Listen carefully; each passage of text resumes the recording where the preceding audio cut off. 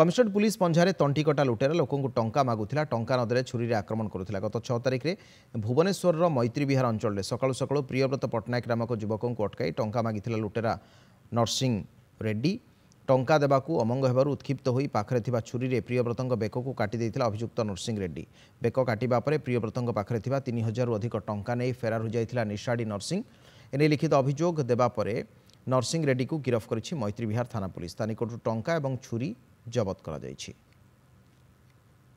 Marketing करी फेरिया बाटरे गोटे मुंडा पड़िया अच्छी सेठी तार जो सांग सीमांचल गौड़ से पास करने जाइथिला।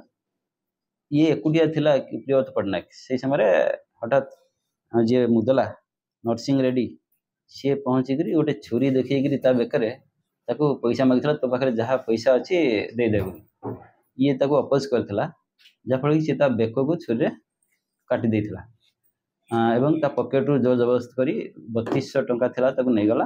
सी ब्लीडिंग अवस्था रे तले अचेत होई पड़ जाइथिला। तापर तार घर लोक माने अन्य लोक माने आसी ताको मेडिकल नेथिला।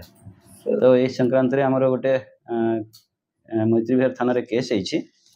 तो से केस रे हम मुदला जो नरसिंह रेड्डी ताको अरेस्ट करा जाइछि एवं जो पैसा से नेथिला 3200 टंका रिकवरी मध्य होईछि।